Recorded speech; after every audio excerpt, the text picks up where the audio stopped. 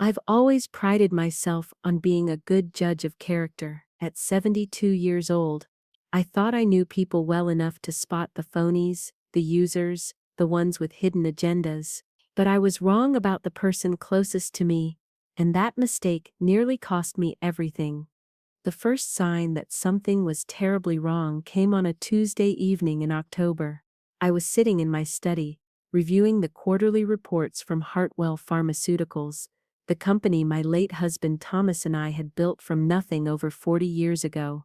I heard the patter of small feet on the hardwood floor, and when I looked up, my 10-year-old granddaughter Emma was standing in the doorway, her face pale and serious. "Grandma Margaret," she whispered, her eyes darting nervously toward the hallway. "Can I talk to you?" I smiled, setting aside my reading glasses. "Of course, sweetheart. Come in." Emma tiptoed into the room, gently closing the door behind her. She climbed onto the leather chair across from my desk, her legs dangling above the floor. But instead of her usual chatter about school or friends, she leaned forward and gestured for me to come closer. "You need to be careful, Grandma," she whispered, her voice trembling. "Mom's been saying weird things when she thinks I'm not listening." A chill ran down my spine. "What kind of things, Emma? What kind of things, Emma?" She glanced at the door again, then back at me. "She was talking to someone on the phone yesterday. She said you were going to sign some papers soon, and then everything would be hers." Emma's voice dropped even lower. "She said you wouldn't have anything left, and that you'd be gone." I felt my chest tighten. Caroline, my daughter-in-law, had always been charming and attentive. In the 5 years since she'd married my son James, she'd become like a daughter to me, or so I thought. When James took that executive position in Boston that required constant travel, Caroline had suggested they move into my home in Connecticut to keep me company. I had welcomed them with open arms. "Are you sure that's what you heard, Emma?" I asked, keeping my voice steady despite the unease growing inside me. Emma nodded vigorously. "And there's more, Grandma. Mom's been putting something in your evening tea. I saw her drop little white pieces from a pill into it last night before she brought it to you." My blood ran cold. For the past week, I'd been feeling unusually drowsy in the evenings, often falling asleep in my chair shortly after dinner. I'd blamed it on age and fatigue from the board meetings. But now, "Grandma," Emma's voice broke through my thoughts. "I think they're recording everything in this house. Yesterday, I found a weird little black thing under the dining room table. It looked like a tiny microphone." I reached across the desk and took Emma's small hands in mine. They were ice cold. "Thank you for telling me, sweetheart. I'm going to look into this, but I need you to act normal around your mother. Can you do that for me?" Emma nodded solemnly. "I'm scared, Grandma."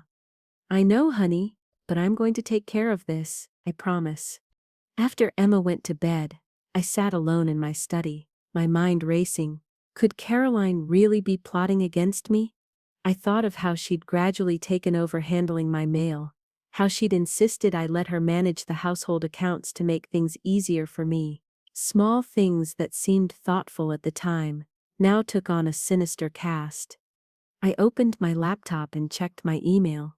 There were surprisingly few messages from the company, which was unusual. I called Sarah, my executive assistant of 15 years, but the call went straight to voicemail. I left a message asking her to come to the house tomorrow instead of the office. That night, I pretended to drink the chamomile tea Caroline brought me, but emptied it into a potted plant when she left the room.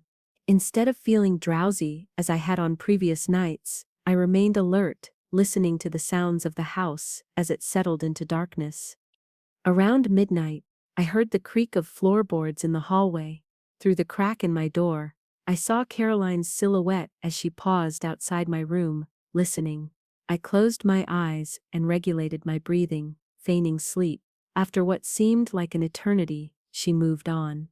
I barely slept that night, my mind filled with questions. How long had this been going on? Was James involved? And most importantly, what was I going to do about it? The next morning, Sarah arrived at the house looking unusually tense. We sat in the garden, well away from the house, under the pretext of enjoying the autumn sunshine.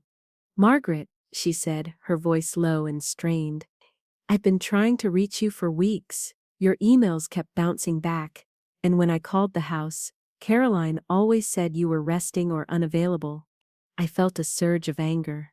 "I haven't received any calls or emails from you, Sarah. Someone's been intercepting my communications." Sarah's eyes widened. That explains a lot. There have been some concerning developments at the company." She hesitated, glancing around nervously.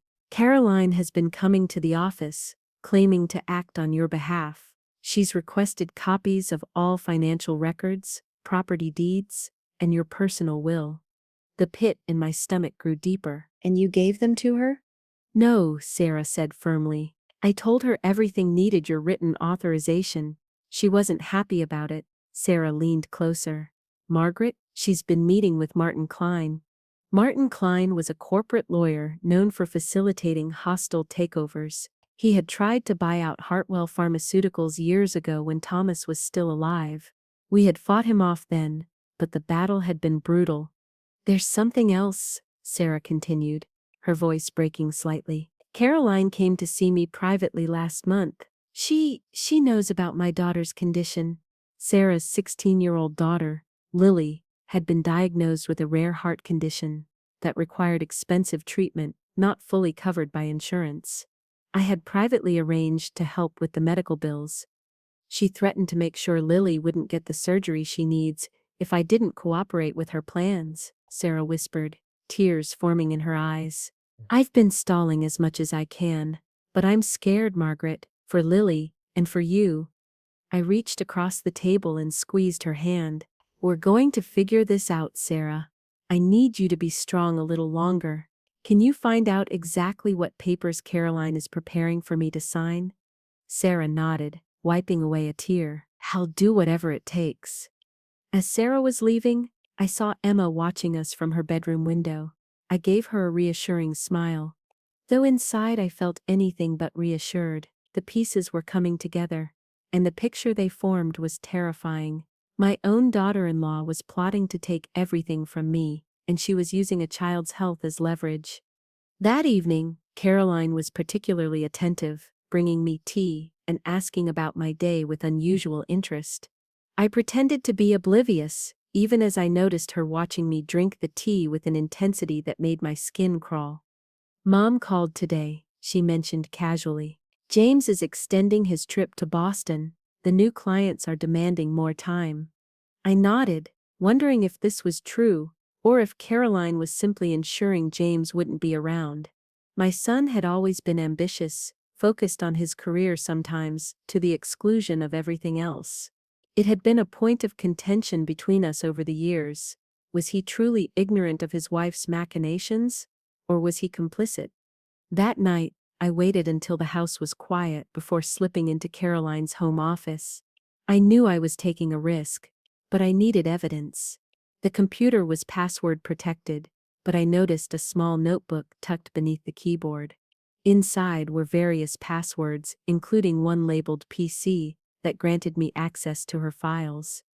What I found sent ice through my veins. There were detailed spreadsheets of my assets, company documents that she shouldn't have had access to, and emails to Martin Klein discussing a power of attorney strategy. One line in particular stood out. "Once the old lady signs, we'll have control of everything. The medications I've been giving her will make sure she's declared mentally incompetent if she tries to fight it." I was so engrossed in reading that I didn't hear the door open. "Finding anything interesting, Margaret?" I whirled around to find Caroline standing in the doorway, a cold smile on her face that I'd never seen before. Gone was the warm, caring daughter-in-law, replaced by someone I barely recognized. "Why, Caroline?" I asked, my voice steadier than I felt. "I've treated you like a daughter." She laughed, a sharp, brittle sound. "And I've played the part perfectly, haven't I? The devoted daughter-in-law, so concerned about dear old Margaret's well-being." Her eyes hardened. "Do you have any idea how tedious it's been, listening to your stories, pretending to care about your precious company?" Does James know about this? I asked, dreading the answer. Something flickered across her face. James is focused on his career. He trusts me to handle family matters. So he doesn't know, I said, feeling a small measure of relief. Caroline, whatever you're planning, it won't work. I know everything now. She stepped closer, and I caught a glimpse of something dangerous in her eyes. You know nothing, Margaret, and even if you did, who would believe you? An elderly woman, showing signs of confusion and paranoia. I've been documenting your episodes for months. The board will have no choice but to accept the power of attorney as valid. My mind raced. She had clearly been planning this for a long time. And what about Emma? Have you considered what this will do to her? Caroline's expression didn't change. Emma will be fine. Children are resilient. She glanced at the computer screen. I suggest you forget what you saw tonight. It would be a shame if something happened to sweet little Lily while she's waiting for her surgery. The threat was unmistakable. She was using Sarah's daughter as leverage against both of us. I felt sick to my stomach. Now, Caroline said, her voice suddenly cheerful again, as if we'd been discussing something pleasant. It's late. You should get some rest. We have a meeting with Martin tomorrow to discuss some routine paperwork. As I walked past her toward the door, she grabbed my arm, her fingers digging in painfully. And Margaret, if you try to contact anyone or leave the house, remember that Emma is sleeping just down the hall. It would be terrible if she had an accident. I looked into her eyes and saw nothing but cold calculation. This woman, who had lived in my home for years, who had given birth to my precious granddaughter, was threatening a child, her own child, to get what she wanted. I pulled my arm free and walked back to my room, my mind reeling. I was effectively a prisoner in my own home, with both Emma and Lily in danger if I made the wrong move. I needed help, but who could I turn to when Caroline was monitoring everything? I lay awake most of the night, formulating a plan. By dawn, I knew what I had to do. It was risky, but I didn't see any other options. As the first light of morning filtered through my curtains, I heard a soft knock at my door. "Grandma, are you awake?" Emma whispered. I opened the door to find her in her pajamas, her hair tousled from sleep. "I heard Mom talking to you last night," she said, her eyes wide with worry. "Are you okay?" I ushered her into my room and closed the door. "Emma, listen to me. I need your help with something very important, but it could be dangerous. If you don't want to do it, I'll understand." Emma squared her small shoulders. "I'm not afraid, Grandma. I want to help." I hugged her tight, marveling at her courage. "Okay, here's what we need to do." Later that morning, as Caroline drove Emma to school, I made my move. I had 15 minutes at most. I called a cab from the landline in my study, then quickly packed a small bag with essentials. As I waited for the cab, I called a number I hadn't dialed in years. "Michael O'Connor," a gruff voice answered. "Michael, it's Margaret Hartwell. I need your help." There was a pause. "Mrs. Hartwell. It's been a long time." "I'm in trouble, Michael. Serious trouble." Michael had been head of security at Hartwell Pharmaceuticals for 20 years before retiring. Thomas had trusted him implicitly, and so did I. "Tell me where to meet you," he said without hesitation. I gave him the address of a small diner 30 minutes from my home. "And Michael? I'm not sure if I'm being followed." "I'll be careful. And Mrs. Hartwell? Bring cash?" The cab arrived moments later, and I slipped out the back door, heart pounding.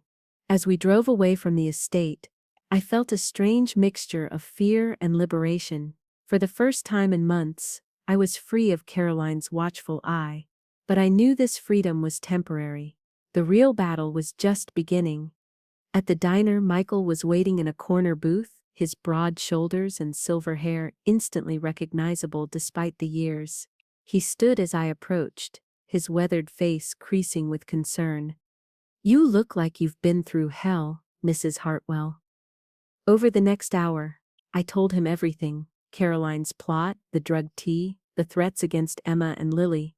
His expression grew increasingly grim. "You need more than just a retired security guard," he said when I finished. "You need a lawyer, police protection." "I can't go to the police." "Not yet," I explained.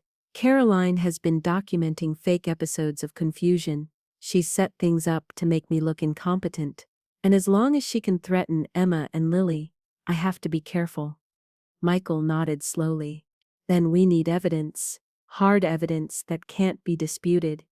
"I have some," I said, pulling out a small voice recorder Emma had hidden in Caroline's office that morning.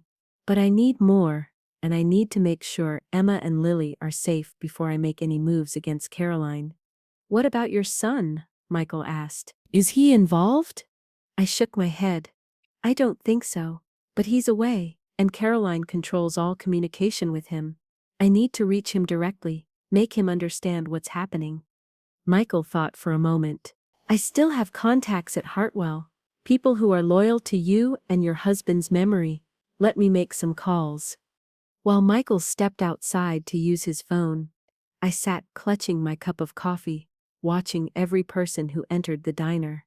Caroline would have discovered my absence by now. Would she call the police, report me missing, or would she realize that would draw unwanted attention to her plans? Michael returned, looking slightly more optimistic. "I spoke with Jacob in IT. He's going to help us set up secure communications. And I've arranged a safe place for you to stay, a cabin owned by my brother in the Berkshires. No one will look for you there." Relief washed over me. "Thank you, Michael." "Don't thank me yet," he warned. "This is just the beginning. Caroline won't give up easily, especially if she's working with Martin Klein. That man is as ruthless as they come." As we left the diner, Michael's phone rang. He listened for a moment, his expression darkening. "We need to move now," he said, ending the call. "That was my contact at Hartwell. Sarah's been called to an urgent meeting with HR. They're claiming irregularities in the accounts she manages." Caroline's making her move against Sarah, I realized with growing horror. "We need to warn her." "Already done," Michael said grimly. "Jacob is meeting her before the HR meeting to give her a secure phone. But we need to get you somewhere safe." We drove north in Michael's SUV, taking back roads to avoid main highways where cameras might spot us. As the city gave way to rolling countryside, I stared out the window, thinking of Emma. She would be at school now, unaware that I had fled the house. What would happen when Caroline realized I was gone? Would she take her anger out on my granddaughter? "We need to get Emma," I said suddenly. "Caroline might hurt her to get to me." Michael glanced at me. "I've thought of that. My daughter Lisa is a teacher at Emma's school. I've already asked her to keep an eye on Emma today. If there's any sign of trouble, she'll intervene." I felt a rush of gratitude. "You've thought of everything." "Not everything," he admitted. "We still need to figure out how to expose Caroline without putting you, Emma, or Lily at risk. And we need to reach your son." The cabin was rustic but comfortable, nestled among pine trees with a view of a small lake. Michael helped me settle in, then set up a laptop with a secure connection.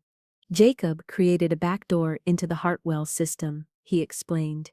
"You can access company files without leaving a digital trail. And this phone," he handed me a basic flip phone, "is a burner, untraceable. Use it only for essential calls." After Michael left to meet with his contacts, I sat at the small wooden table, reviewing company files. The picture that emerged was disturbing. Over the past 6 months, there had been subtle changes in reporting structures, shifts in investment strategies, preparations for a major reorganization. None of these had been authorized by me, yet they all bore my electronic signature. My phone buzzed, a text from Sarah. "HR meeting was a setup. They're accusing me of embezzlement. Documents show transfers to accounts in my name that I never made. They've suspended me pending investigation, moving Lily to a safe location now." My hands shook with anger. Caroline was framing Sarah to discredit her as a witness against Caroline's schemes. I texted back, "Stay strong. We'll fight this together." Just as I set the phone down, it buzzed again. Unknown number. Grandma, it's Emma. I'm using Miss Lisa's phone. Mom came to school early to pick me up. She seemed really mad. She kept asking where you went. I pretended I didn't know anything. I'm scared. My heart raced. You're very brave, Emma. Remember what we talked about this morning? About the safe word? Yes, if I think Mom is going to hurt me, I say blueberry pancakes to Miss Lisa, and she'll help me. That's right. Try to act normal around your mother. I'm working on fixing this. I love you, Emma. Love you too, Grandma. Be careful. I set the phone down, my hands trembling. I had never imagined Caroline would go this far, threatening a child, framing an innocent woman for embezzlement. What else was she capable of? A knock at the door made me jump. Michael entered, his expression grim. Caroline's reported you missing, he said without preamble. She's claiming you've been experiencing episodes of dementia and wandered off. Local police have issued a silver alert. She's trying to establish a public record of my supposed mental decline, I realized, to strengthen her case for the power of attorney. Michael nodded, and it gets worse. Martin Klein filed papers this morning, a petition for emergency guardianship over your affairs, citing medical reports claiming you're experiencing cognitive decline. Medical reports? I haven't seen any doctors who would say such a thing. The reports are from Dr. Andrew Phillips. Do you know him? I shook my head. He's a geriatric specialist who consults for several nursing homes, and he happens to be Caroline's cousin. The pieces were falling into place. Caroline had been planning this for months, maybe years, creating a paper trail of my supposed decline, positioning herself to take control of everything I owned. We need to move quickly, Michael said. Once the court grants that guardianship, it will be much harder to fight. What about James? Have you reached him? Michael hesitated. Jacob tracked down his hotel in Boston. He's not there, Margaret. He hasn't been staying there for weeks. A cold feeling spread through me. Then where is he? We don't know yet, but we're looking. The implications were disturbing. Was James deliberately staying away while Caroline executed her plan, or was there something else going on? I need to talk to the board, I decided. Together they can block any major changes to the company structure, even with a power of attorney. It's risky, Michael warned. If Caroline finds out where you are, I'll call an emergency board meeting for tomorrow morning, I insisted. Virtual attendance only. I'll explain everything. Michael looked like he wanted to argue, but nodded reluctantly. I'll have Jacob set it up through back channels. But Margaret, you should prepare yourself. Some board members may already be compromised. That night, I barely slept, my mind racing with contingency plans. If the board turned against me, if the courts granted Caroline guardianship, if James was indeed part of this plot, what would I do? How could I protect Emma? In the morning, Michael arrived with coffee and news. Jacob found something interesting in the company servers.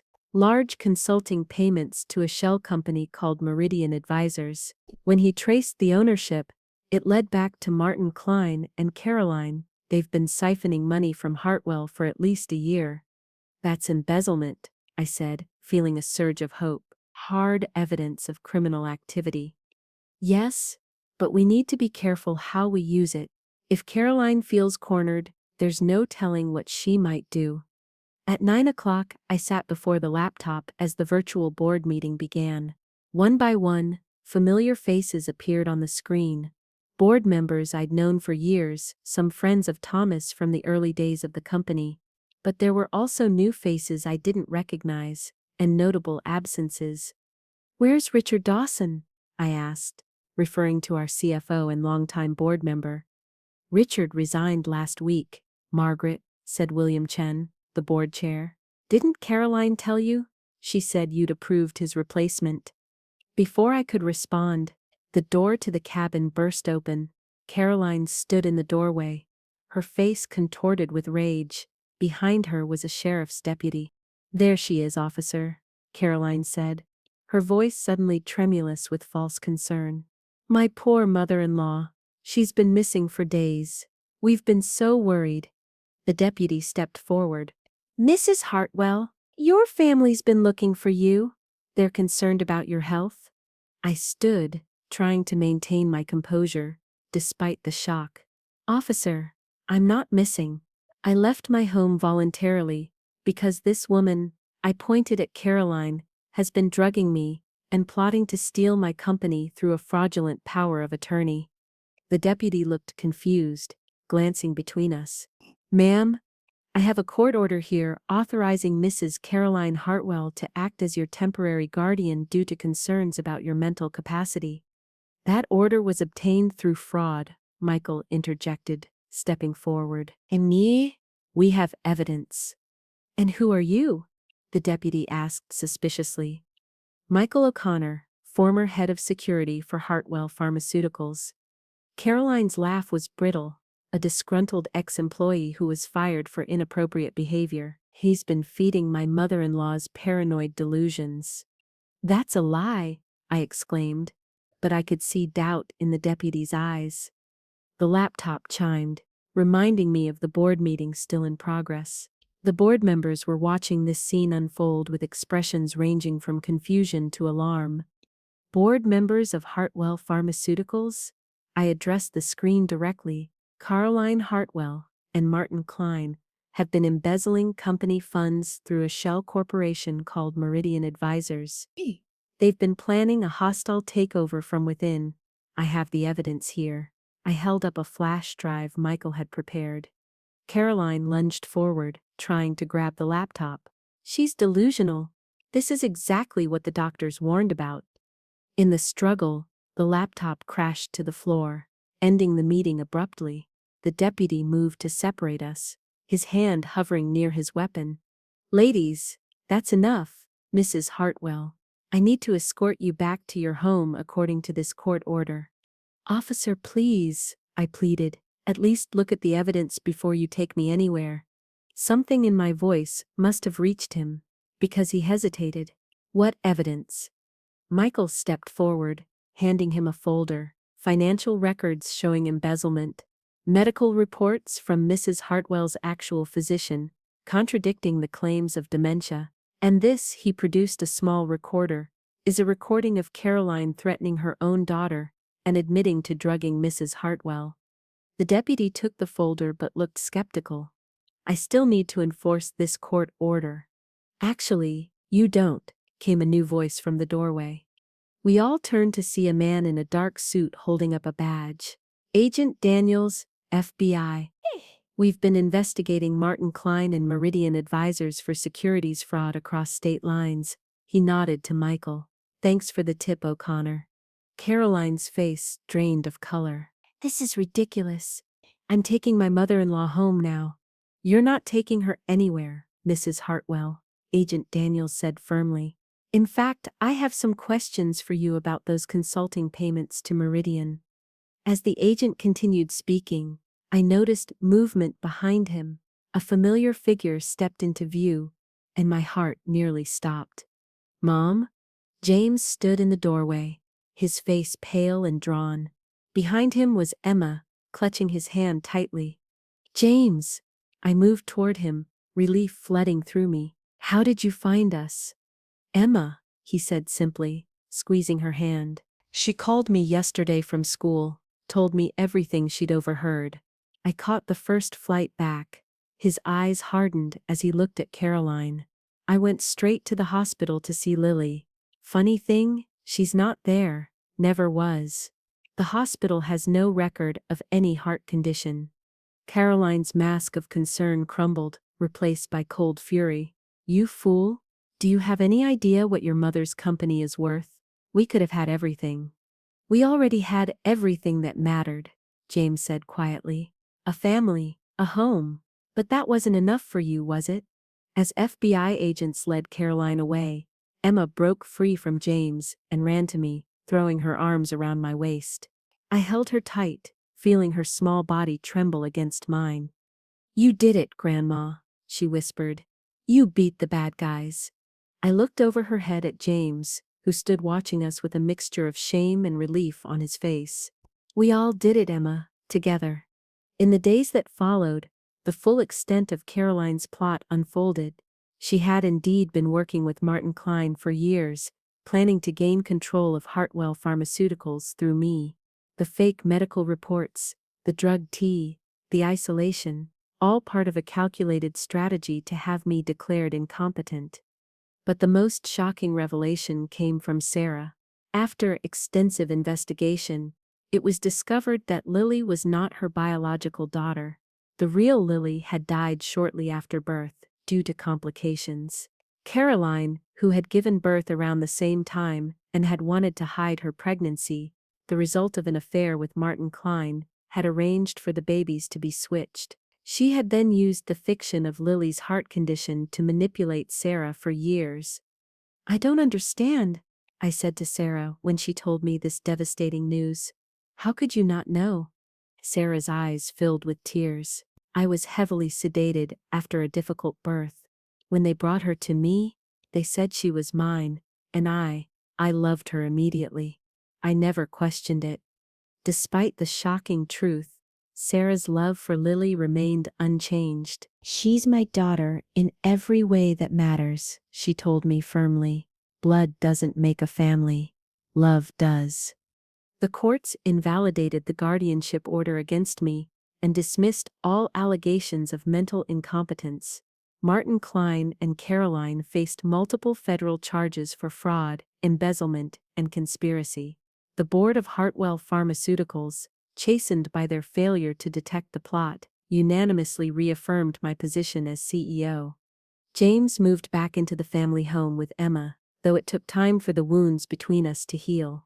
He had been so focused on his career that he'd failed to see what was happening right under his nose, and the guilt weighed heavily on him.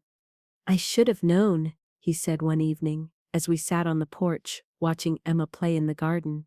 "There were signs. Caroline's sudden interest in the company, her insistence on managing your affairs. I just didn't want to see them." "We see what we want to see in the people we love," I told him, remembering how I, too, had been blind to Caroline's true nature for so long. "The important thing is that you're here now." And he was.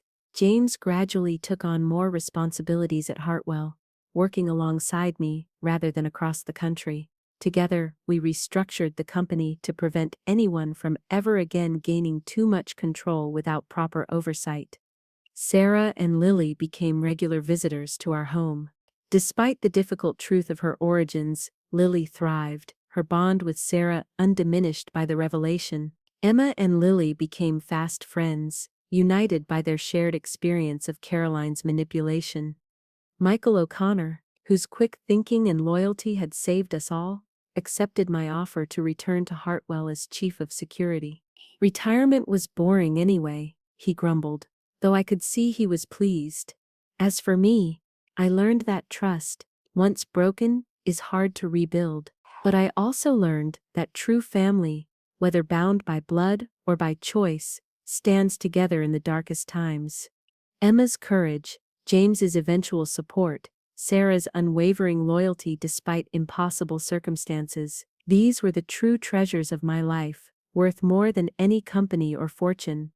On Emma's 11th birthday, as we gathered around the dining table, James, Sarah, Lily, Michael, and other friends who had stood by us, I looked at the faces of those I loved and felt a profound sense of gratitude. We had been tested in fire and emerged stronger, our bonds forged anew. Emma blew out her candles and turned to me with a grin. "Did you make a wish, Grandma?" I smiled, squeezing her hand. "I don't need to, sweetheart. Everything I could wish for is right here." And it was true, despite everything we had endured, the betrayal, the fear, the near loss of all I had built, I had gained something far more precious, the knowledge that real family protects its own, that courage comes in all sizes, and that sometimes the greatest strength lies in the smallest hands. Emma leaned close and whispered, "I'm still keeping watch, Grandma, just in case." I hugged her tight, marveling at the protector she had become. "I know you are, my brave girl. I know you are." In the end, Caroline's plot to destroy me had instead revealed the true strength of the legacy I would leave behind, not a pharmaceutical company or a fortune, but a family bound by love, trust, and the courage to stand for what's right, even in the face of betrayal from those we once held dear.